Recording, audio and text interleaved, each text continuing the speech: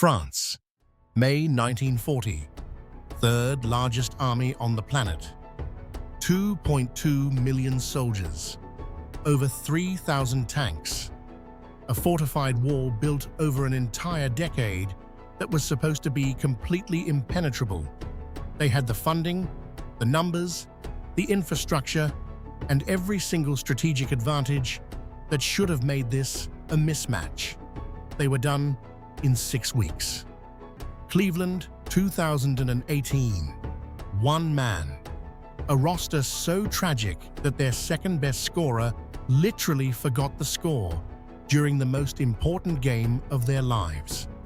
LeBron James took these people, this certified collection of basketball disasters, further than France lasted in a world war.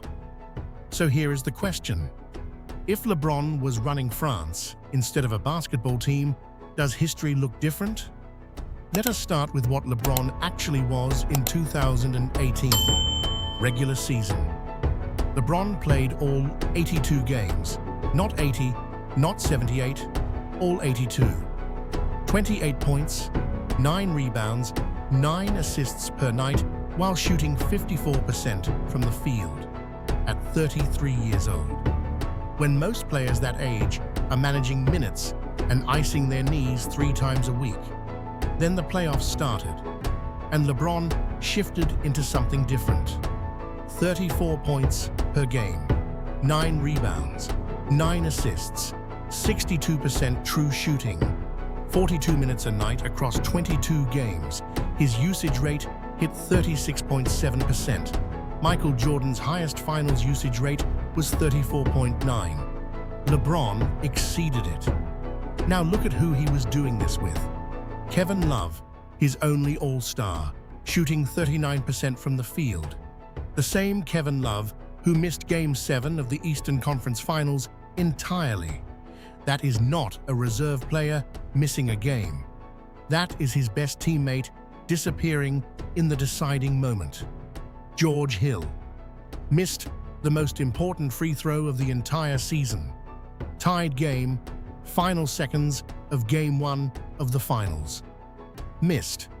J.R. Smith grabbed an offensive rebound after that missed free throw with seconds left on the clock, and instead of shooting, dribbled out the clock because he genuinely forgot they were tied.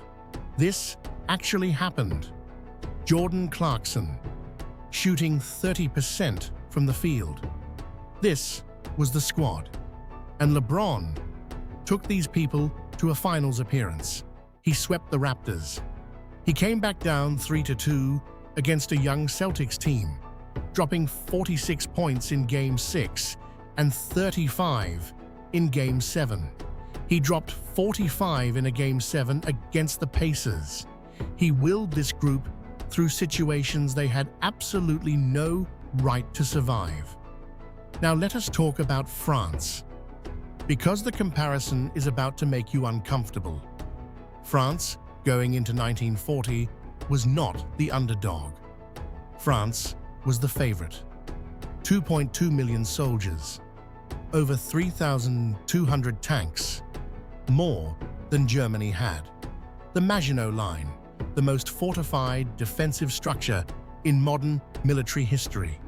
Britain backing them up on the flank. On paper, Germany had no business winning this. Gone in 6 weeks. 3 reasons. First, the game plan was 20 years old. France built their entire defense around the Maginot Line, a wall designed to stop the last war. Not this one.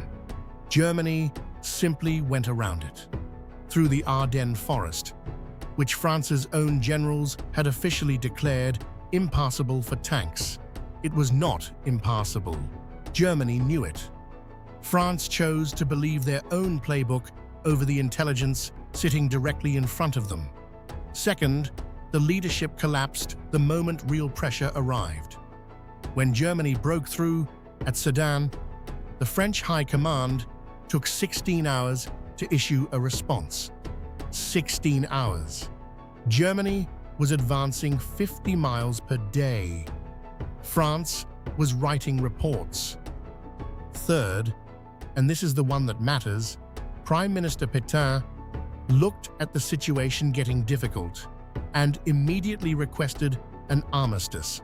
Not a tactical retreat, not a repositioning, a surrender. France quit with resources still available and a fight still possible. That is what sealed it. Not the tanks, not the forest, the decision to stop. Here is what makes this comparison genuinely uncomfortable. France and LeBron were not in similar situations. France had the bigger army, the bigger budget, the stronger infrastructure, and the home advantage.